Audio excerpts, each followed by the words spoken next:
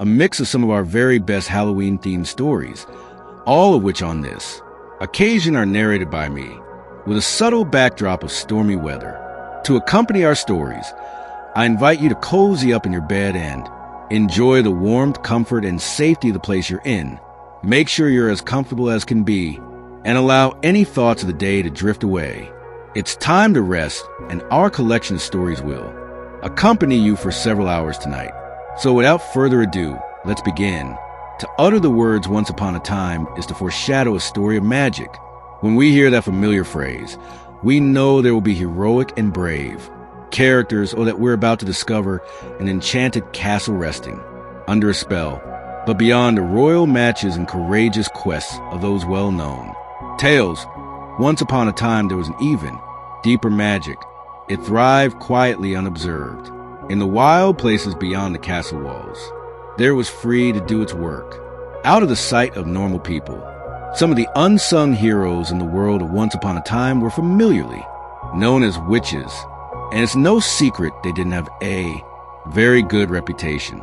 Cast as the villain in more than one story of princes and princesses, these wise women of magic were often regarded with suspicion and mistrust. However, anyone who truly learned the secret to their arts also knew that witches did a lot of good, even if they rarely received any credit. While they were solitary figures by nature, these dames of the enchanted world did not do their work without companionship. Although human visitors were scarce, almost every witch eventually adopted some type of animal familiar. Now, we tend to think of witches and cats as being linked, but the truth is that cats are creatures of civilization. They live and thrive near people. In keeping with their taste for privacy, witches prefer animals who crave the secrecy of the hidden places where a wise woman can best do her work. This brings us to our story. You'll find that it's about one such animal familiar. This witch's companion happens to be a very intelligent crow. You may have first met this mysterious bird as a small player in another story, but now you will hear the bird's own beautiful dark tale. Let's go back to a new kind of beginning. It starts with the practitioner of good magic, who claimed the crow as her friend. Once upon a time, in a humble part of the world of kings, queens, and castles, there was an ordinary village girl. Her name was Ha. As a child, she was very bright and inquisitive. Her family was not wealthy, and there was no opportunity for her to go to school. However, she applied herself with enthusiasm to any craft or trade that she undertook. Household tasks bored her, but she could be seen asking questions of the merchants, the tradespeople, and the wandering travelers who passed through the town. Ha was a good girl who tried to be responsible. However, once in a while she was late, completing her chores when she lost track of time somewhere. There was so much to see out in the world that staying in her parents' house or in the small gardens around it felt stifling. One chore that Ha liked best was caring for the family's small flock of geese. She was quite good at it, and she seemed to be more successful than anyone at keeping the birds happy and getting them to produce lots of eggs. In general, she had a very soft spot for animals and could often be found lingering with a neighborhood cat or tossing crumbs to a squirrel. Unfortunately, all the curiosity in the world couldn't get a girl like Ha any big opportunities. In the villages of far away and long ago, they were such provincial, isolated places. As she grew up, it became more and more obvious that her parents would soon expect her to marry. After all, she was a very pleasant young lady, and she would make a respectable housekeeper. But Ha wasn't interested in a future as a wife, tending her cottage in the same village where she was born.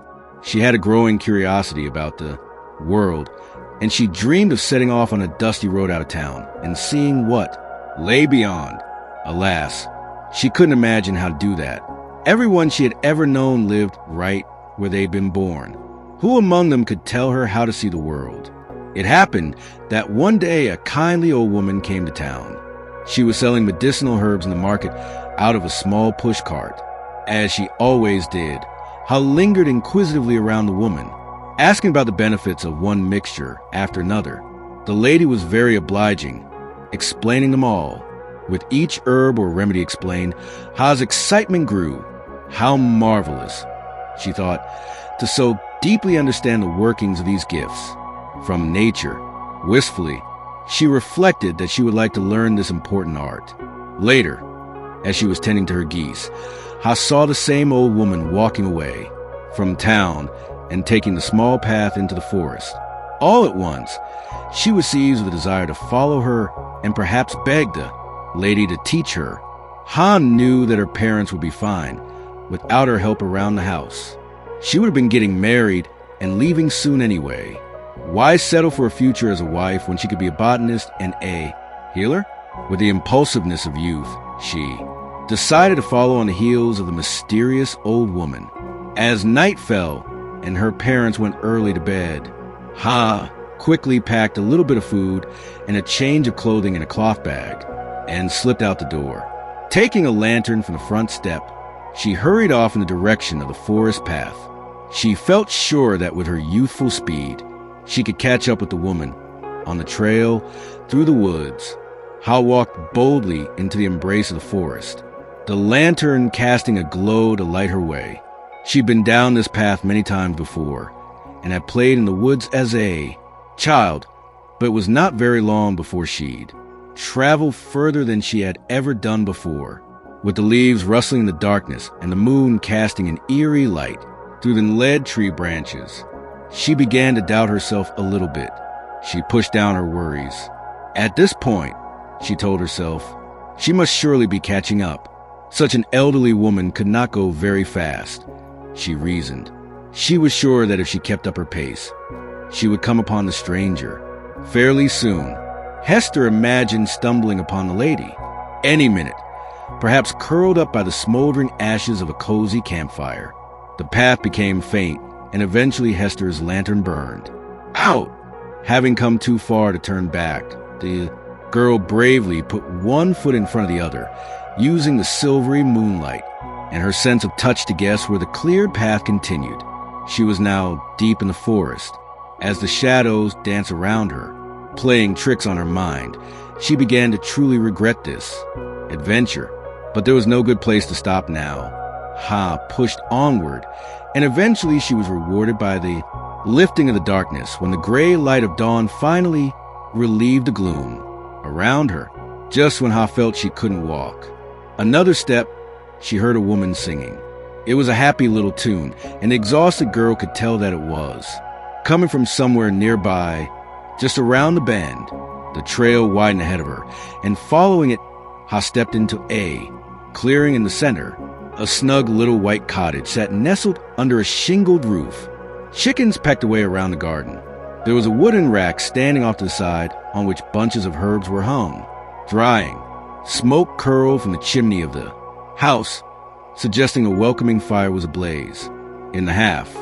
As she gazed upon the cozy scene, dull and tired, she felt oddly like she was suspended in a dream. Blossoms drifted lightly through the air, borne upon sweet breezes. The very trees seemed to lean closer to one another, as if sheltering a secret. From somewhere in the yard, the delicate sound of wind chimes floated towards her. Ha didn't know how long she stood there, but she was pulled from her reverie by the sight of the old woman she'd been following, who emerged from the cottage. The lady saw her and appeared oddly unsurprised to find Ha in her garden. Gazing thoughtfully, the kindly-looking lady stood drying her, hands on an apron that was tied around her waist. She seemed to be considering the girl carefully. Ha didn't say a word, examining her as well. She took in the woman's long gray hair tied back loosely, and her well-worn shoes and simple clothing. More than anything, she felt her intelligent gaze appraising her from head to toe. Before Ha could formulate an explanation for her uninvited visit, the woman nodded as if satisfied. Then, behaving like it was the obvious course of action, she told Ha to come along inside and have some breakfast. This was the beginning of Ha's new life, for even she hadn't really thought deep down that she was merely following the old woman to make a short visit. A bed was made up of new arrival, and the girl settled right into life at the cottage. In no time at all, She was sharing the daily chores and learning everything she could about herbs and medicine from her new mentor. Ha felt very at home living in the little house in the woods. Each day was an adventure as she slowly came to understand the mysteries of the forest, the habits of the animals, the phases of the moon, and even the scents on the wind. These became important sources of information for her as she learned the ways of the wilderness and how to best harness its bounty. She and the old woman got along quite well as they had similar temperaments, and the younger woman was able to assist her elder with many tasks that had become more difficult for her as she advanced in age. As the weeks and months went on, the wise old lady began to impart greater secrets to her young apprentice. The girl learned that her teacher could interact with nature in such a way that some would call it magic. To her, however, casting a spell was merely understanding the ways of the woods and how her feminine power tapped into her surroundings. And first and foremost, this the wise woman stressed, she always used her knowledge for good. Alongside her, Hester gradually became a benevolent wise woman as well. Superstitious gossips might call both of them witches, but the labels of less insightful people didn't much bother them, and they rarely appeared in town. One of the old lady's favorite daily habits was to feed the birds. Most people are suspicious of crows, accusing them of bringing bad luck or, perhaps rightly so, of stealing food.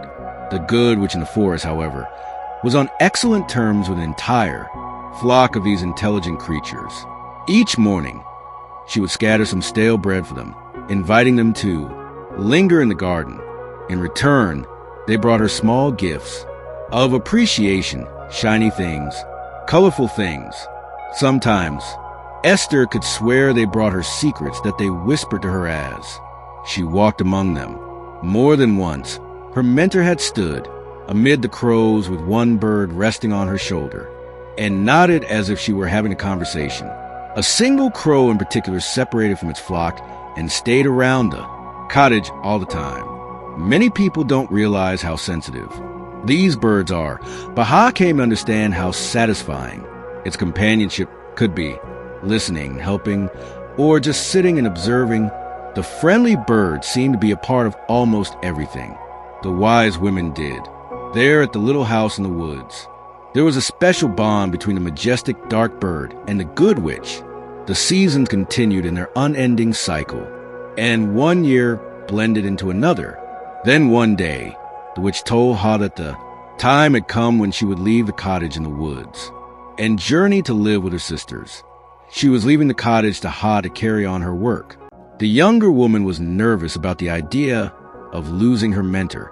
After all, she protested, she had so much to learn. At this, the gray-haired old lady shook her head kindly. She told Ha that she underestimated herself and that she had learned everything she needed to know in order to take her place as the wise woman of the forest. She urged her student to trust herself and what she had become, because she was worthy of this place and its precious magic. H awoke the next morning, and the old woman was gone. The new mistress of the hidden cottage took her tea out into the garden and watched the clearing lighten as the sun rose above the forest.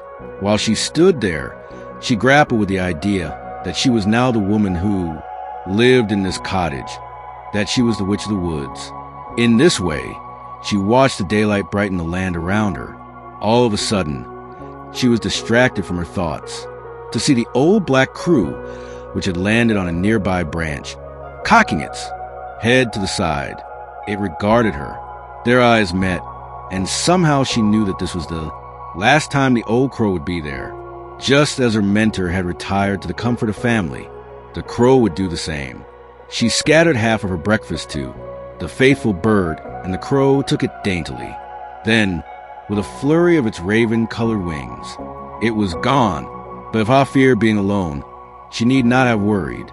She didn't realize it, but even as she became mistress of this enchanted hideaway, a new familiar would bind itself to her. A new partnership would be forged. She would not be solitary for long. You see, what many people fail to realize about crows is that they live in dedicated family groups, staying together for generations. They even share the upbringing of baby. Crows, the older brothers and sisters, will help tend the nests when their parents are gone. Crows will flock together, sometimes in the thousands, to sleep at night. These groups of birds are unique to all others, having their own dialect. What might sound like a plain chord or a click or a rattle to a human ear is nonetheless a language of love. On the occasions when crows must join new flocks, they also have to learn a new dialect in order to fit in. As intelligent as they are and as much as they are bound to one another, crows also pass down knowledge from one generation to the next. The lessons of life and the warnings of the elders benefit their children and their children's children. And that is how Ha came to have a trusty new friend. When her mentor bequeathed Hester the cottage, the elder crow returned to its flock for good. However, the retiring crew passed a witching legacy onto one of its children, one of the most intelligent, the most sensitive, and the most curious of the old crow's offspring was dispatched with the sacred duty of assisting Ha in her work, to help balance the humors of the woodland, to draw upon its bounty for healing, to create wonder and inspiration where there was none. Those were the lifelong pursuits of the good witches and their companions. This mission the young crew gladly accepted. It was after all an honor. So it was that one morning soon after when Ha had fed the crows their crumbs, and almost all of her avian visitors had taken wing and gone on their way. One remained behind, perching itself on a stool near her front door. It watched Ha turning side to side with its shiny black head, regarding it with a practiced eye. She knew her initiation to the world of wise women was complete. She and the crew would not be separated now. Hester and the crew grew in their wisdom and their friendship as the years went on. Just as her predecessor had noted, the younger, which was ready to claim her position as the benevolent presence of the woodland, she had learned so many important lessons from the older woman, and the most important one of all was that the forest was her best teacher. Even as Ha continued the traditions of her mentor, she made her own discoveries using secrets that she had learned from the whispering voice of nature. Here, far from the interference of humans, the ways of the old forest were at their most powerful. Hester occasionally took her remedies to town, offering relief to more than one ailing grandfather or feverish child. When people lost their direction in the forest, she found ways to silently help them find their footing again. When grieving hearts crossed her path, she tried her hardest to heal them. Through it all, she did everything in her power to protect her secret world and the animals who made it their home. In all of this, the crow was her main helpmate. It delivered messages, surveyed the land from the sky, and kept her apprised of goings-on in the forest. In this way, the seasons waxed and waned, and she and the crow grew older together. But there was one time of the year when the crow always left Ha to her own thoughts. On this evening, it would make an overnight pilgrimage to its flock because the bird's family was its source of strength. At the time many know as All Hallows Eve, that moment when autumn reaches its most profound stillness and humans let loose their traditions to make sense of the dark. That was the night that the crows would meet. At dusk on that day, when Ha had closed her door against the cold and sat rocking by her half, the crow would leave its perch and with her blessing vanish into the dark forest. It would chord jubilantly as it swiftly cut through the thick canopy and into the cloudy skies. Rising up above the tops of the trees, it would flap its powerful jet black wings, soaring confidently amid the deepening gloom. Underneath it, a million orange, yellow, red, and brown leaves whispered in unison. Some would be found clinging to their branches for one more hour or one more night. Others were already letting go to make their descent to the forest floor. Then, following an intuition as old as its lineage, the bird would glide to a special place where it knew its family would be found. Diving down again, slicing deftly into the woods, it would gracefully alight on the crumbling stone wall of an abandoned house. This was a place so overgrown with ivy and trees, its path so long been obscured and erased that it was quite forgotten by civilization. Any human memories were too long distant for it to be found by people, but the crows were still there. And what a flock they were. A convergence of many families known to each other for time out of mind.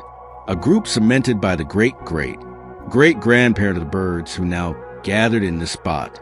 Like a living manifestation of midnight, they gently descended upon the old stone, ruined in an ebony blanket, then turned to greet each other.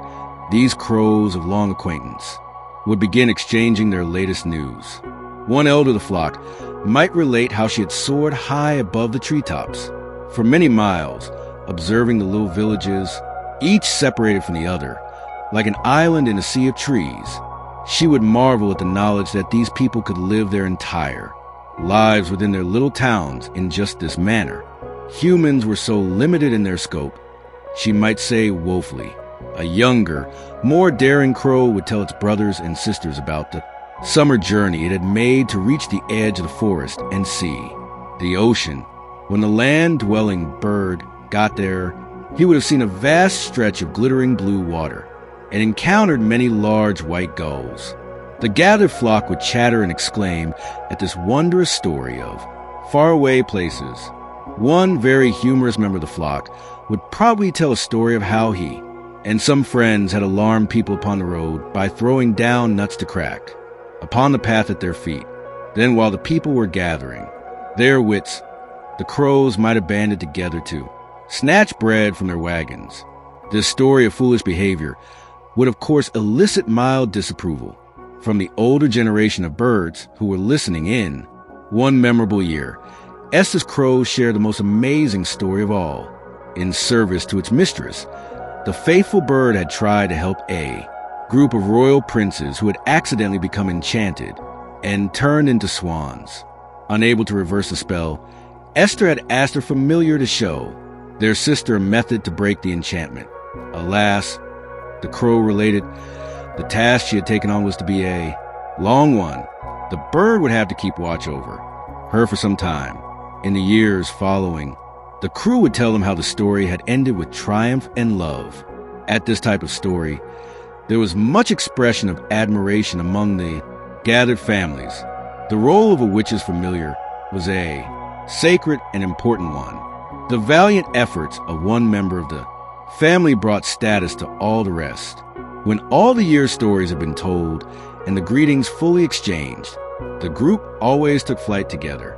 Rising in a heavy mass of feathers, the crows dispersed into the air, once again levitating above the trees and reshaping themselves into a dark mantle. As the wispy clouds hid and then revealed the moon, the individuals in the sea of birds flapped their wild wings and headed across the thick carpet of trees, watching All Hallows Eve unfold beneath them. Within the forest, the animals were alive to the oncoming chill of winter. They skewered and climbed. They burrowed and buried. They took in a peculiar mixture of dead leaves from the ground and woods. From the towns, they made haste to get ready for the oncoming lean season because they sensed it in the air. Soaring over the towns, the crows could observe the strange customs of the people below. There were bright, crackling bonfires to be seen lighting up the farms and the villages. Cakes and other harvest time delights were being shared and celebrated. Costumes were being paraded about, partly to hide their wearers from evil spirits and partly to entertain their neighbors. Jack-o'-lanterns grinned their unapologetic and lopsided smiles, illuminating the darkness with their foolishness. All this the crows quietly observed from up high, under the cover of darkness. And in the midst of these revelries, they were invisible masters of stealth, creatures of the deepest night, but also brothers and sisters, parents and children, and keepers of a tradition older than those that these villages knew. You, just as a human sensed a turning point in the year, so did the animals. It's just that the birds truly understood that the season's most profound purpose was to reconnect with those who came before and bring them full circle to those who were present. On this night, the flock came home to roost. When they had surveyed their forest territory, and the night of All Hallows Eve was waning, the crows always turned and moved homeward. The night would be quiet now as the Human revelers disappear behind their front doors.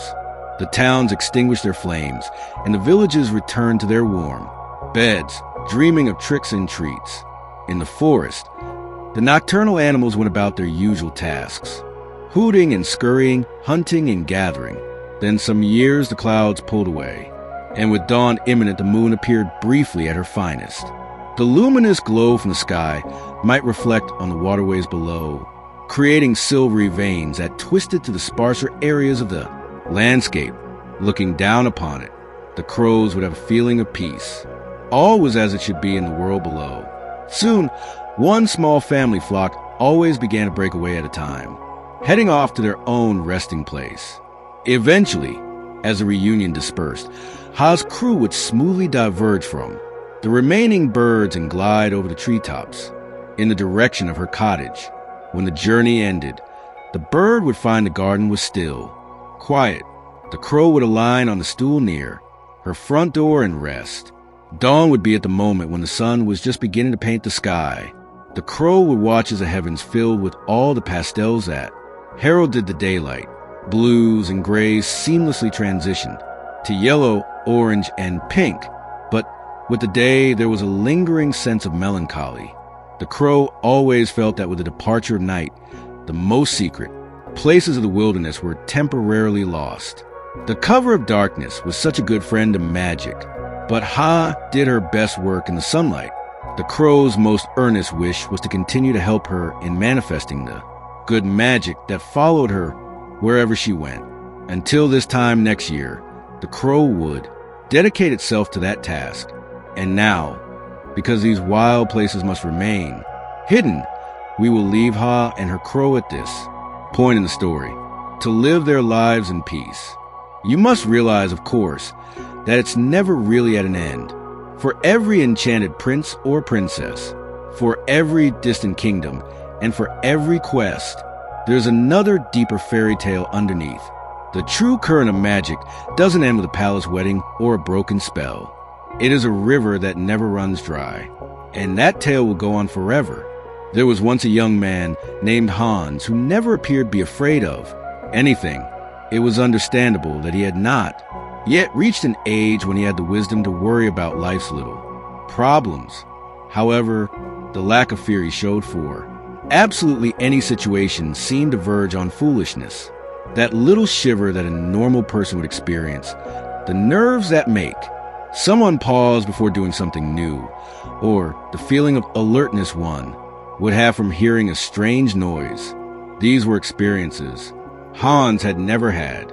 From an early age, no tree was too tall to climb, and no stream too wide to cross. Hans simply plunged bravely into fray. Because he also appeared to be a very lucky person, he always escaped and scathed. This made him disregard the advice of his elders that he should be more careful. Indeed, Hans seemed to live a charmed life. All the village girls thought he was awfully handsome. His generous nature and quick smile won him many friends. He was good at making jokes as well. Any local gathering was more amusing with Hans there. He was light on his feet, good with a story, and entirely likable. The fact that he was also willing to take on just about any madcap adventure or wild plan only enhanced his charms. There were things about him that his family found less charming. However, his parents had another son, his older brother Klaus. He and Klaus were as different as night and day. The elder brother was not a very humorous person. In fact, he tended toward being a bit dull. However, he was extremely responsible and was a great help to their parents in the family business. Hans, on the other hand, had no serious plans to follow in his parents' footsteps. He had big dreams that made him yearn for a life beyond his humble village.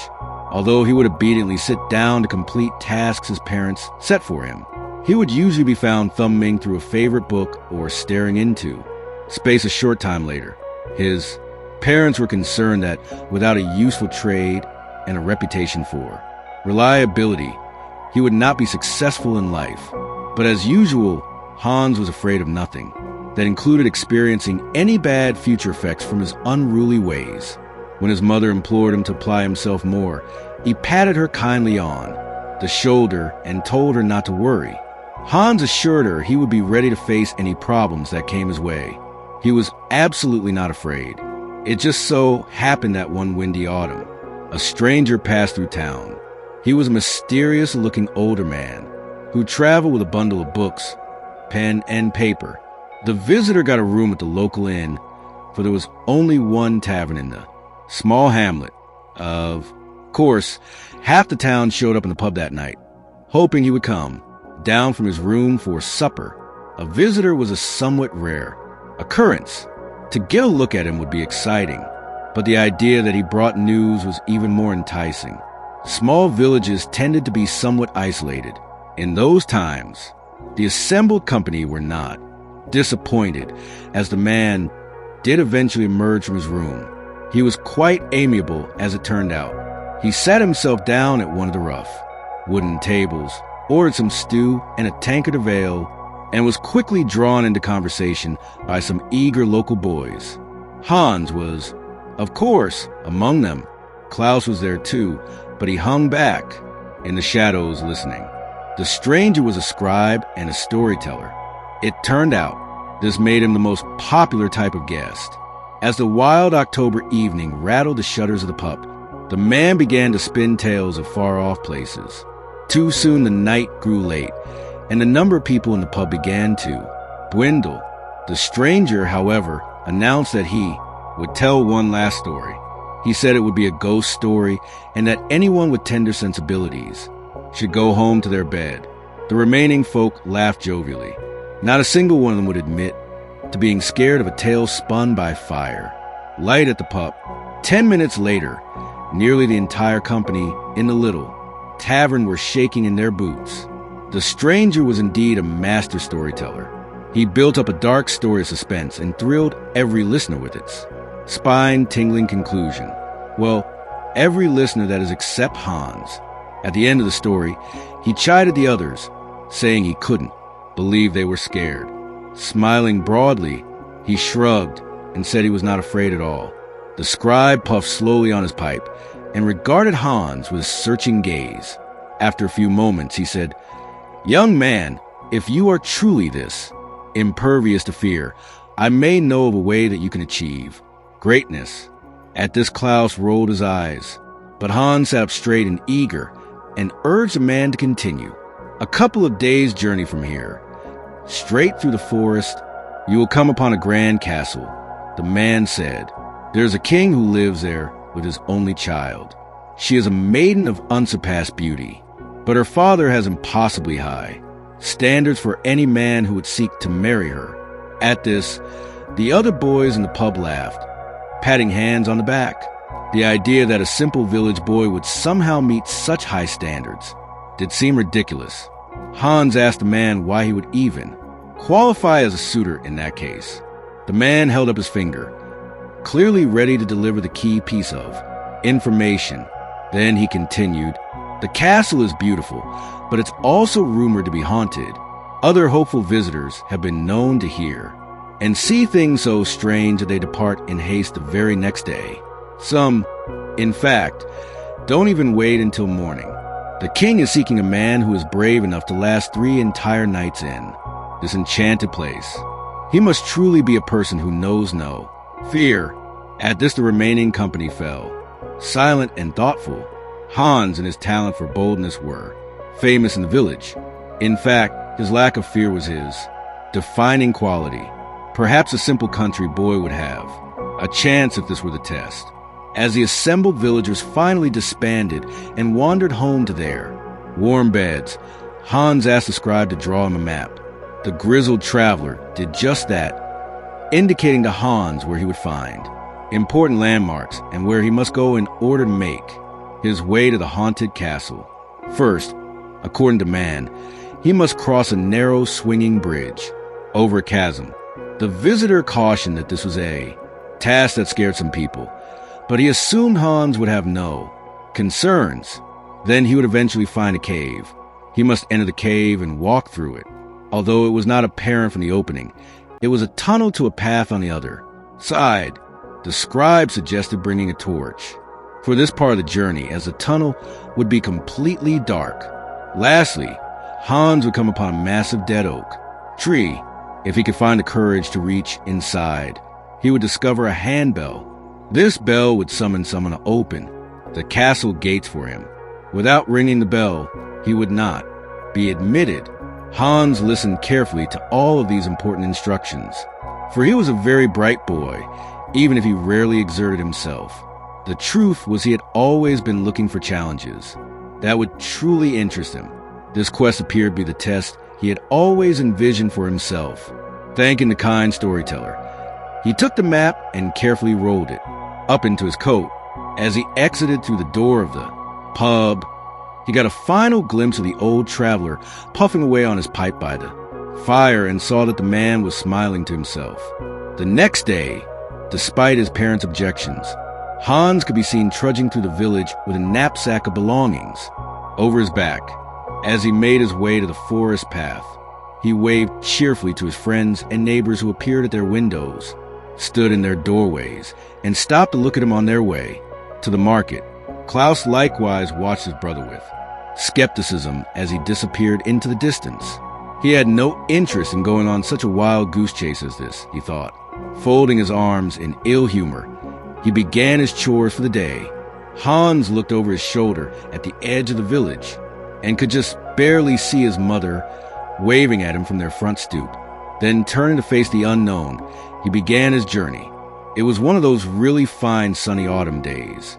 Hans felt his spirits lift as he breathed deeply of the crisp October air. His feet made a pleasing swishing and crunching noise as he journeyed through the part of the forest he was familiar with. After all, he had been exploring these woods since he was a child, and there were areas around the village he knew quite well. The trees were ablaze with fiery colors. Every few steps, he saw an orange leaf or a red leaf or a yellow leaf as it spun lazily through the air and came to its resting place on the forest floor. He was surrounded by the familiar and comforting earthy smells of the season. By the time the sun was shining at its lowest angle in the sky, he was encountering unfamiliar territory. The path through the woods was still visible. He had just never walked this far before. He was beginning to get tired after traveling such a long way and noticed he was dragging his feet more than before. The swish of his own footsteps lulled him into a rhythm. Just a little farther, he kept thinking, and then I'll stop for the night. Right when he felt he couldn't go any further, he came upon the swinging bridge the scribe had spoken of. Looking at it, he could see why some people shied away from using it. The chasm that it crossed was rather wide, and the bridge looked as if it had been there for quite some time. Hans, however, was unaffected by these observations. Eager to cross the gap and settle for the night, he grabbed both sides of the narrow bridge and confidently stepped forward. He advanced steadily from one plank to the next, undisturbed, even when a bird flew beneath him. With consistent progress and good balance, he was soon on the other side.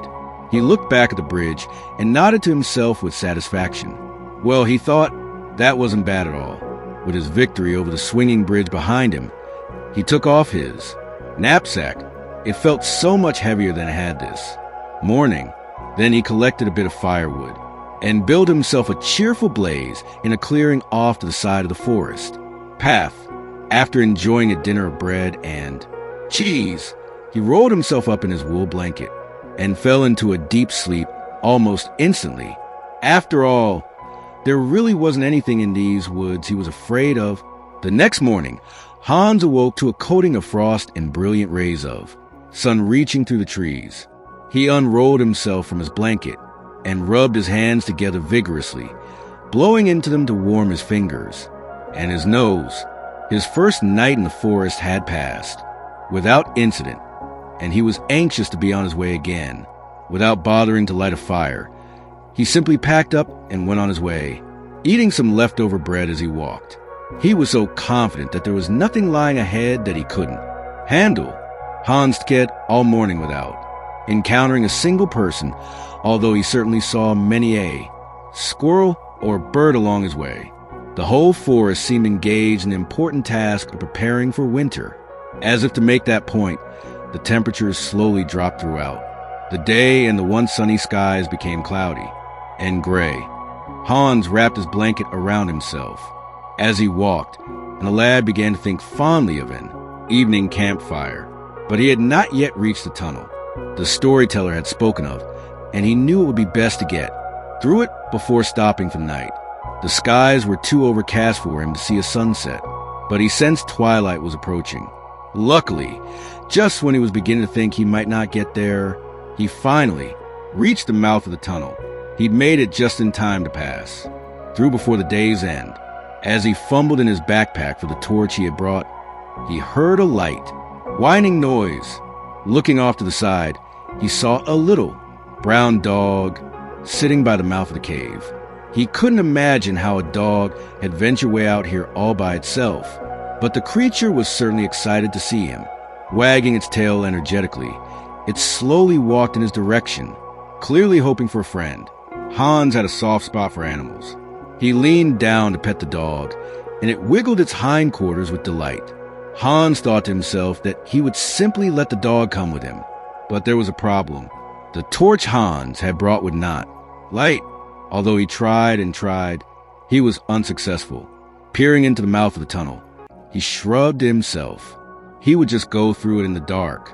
As if sensing his thoughts, the little dog trotted confidently forward and then turned to him with cheerful bark. They would head into the unknown together. Another person might have had some concerns about stepping into that inky blackness, but Hans was unaffected by worry. As he and the dog moved forward, the waning daylight behind them was quickly extinguished. Meanwhile, they were proceeding on. Faith, if the scribe hadn't told him there was an exit ahead, he would have assumed he was descending into the belly of the earth. The air temperature around them dropped and felt clammy as they slowly put one foot in front of the other. Hans did begin to wish for the friendly guidance of the torch, if only so he could walk without bumping into a stone wall.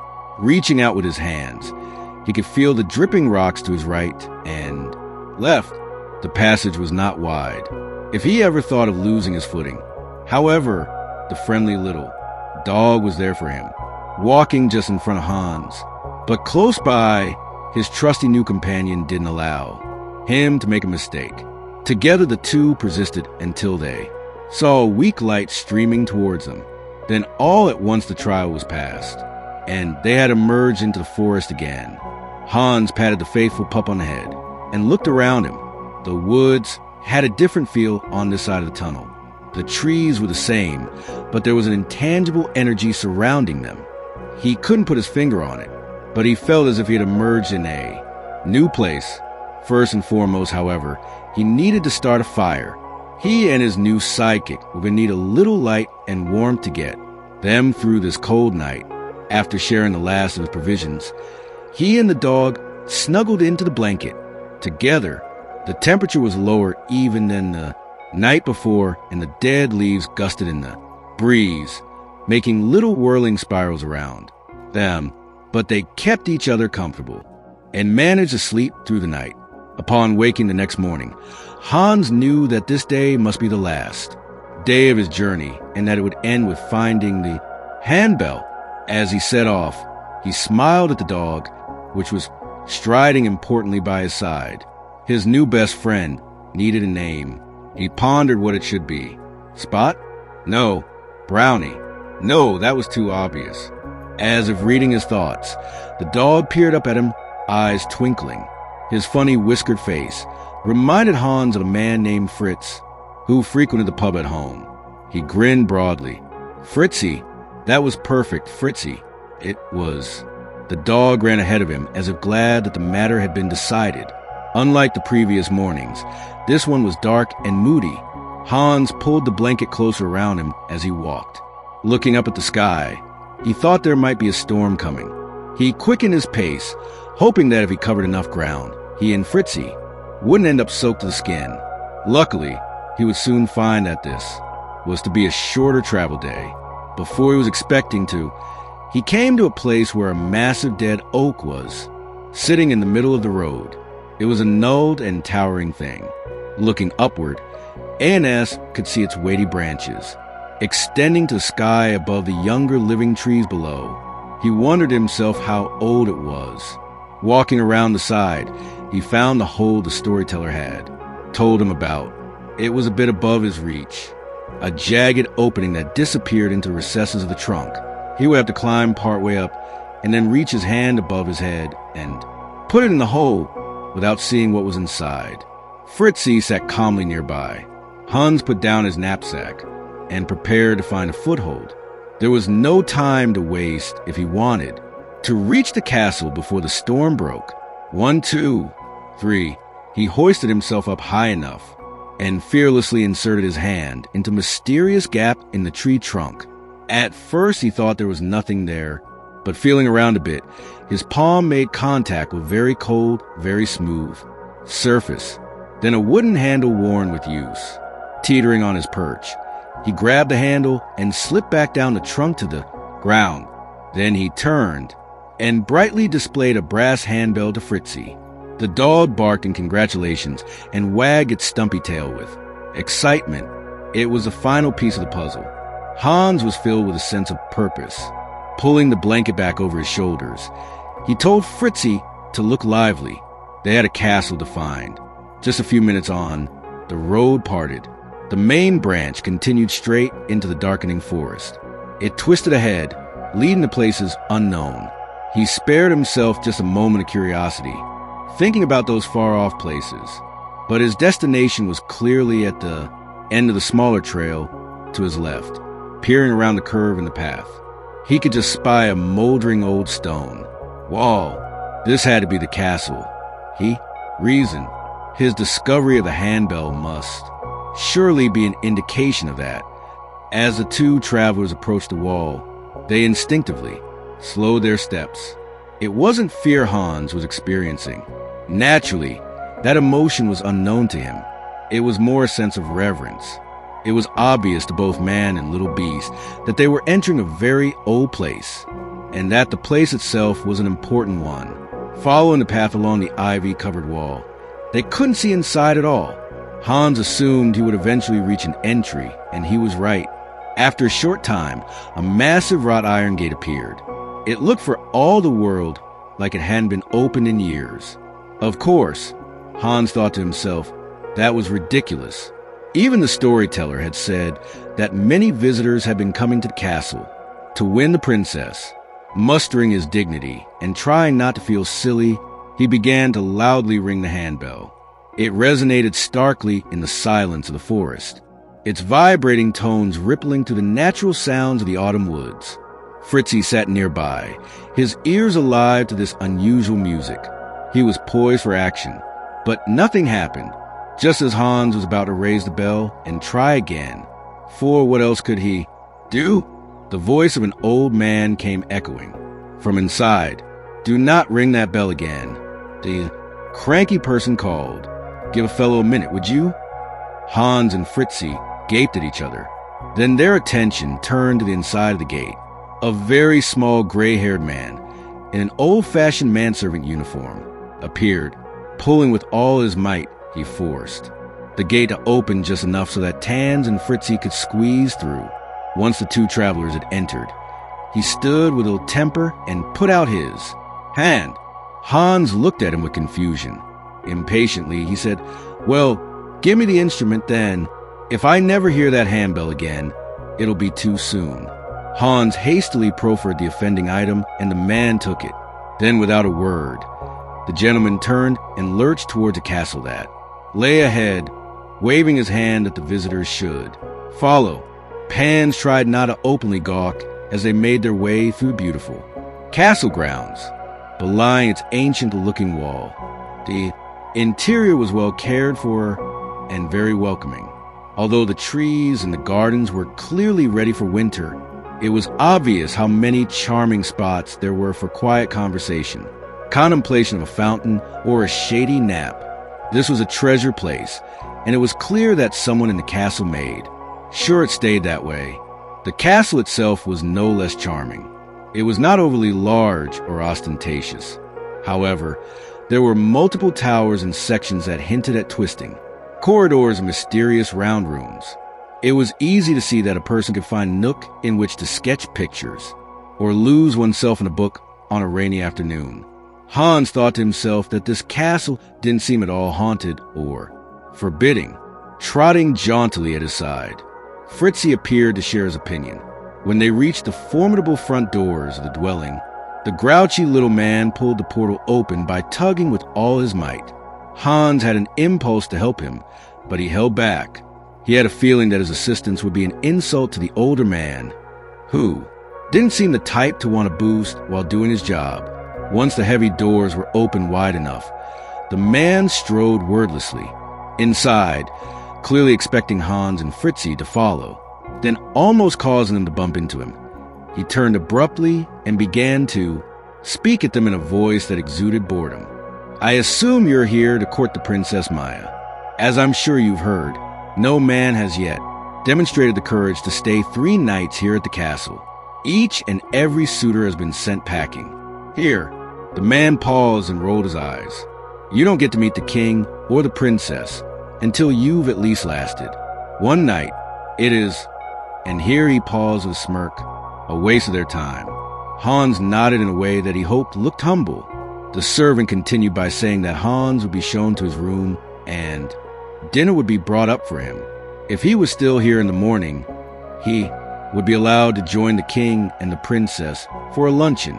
Having rattled off this well-rehearsed speech, he cocked an eyebrow at Hans and appeared to regard him with skepticism.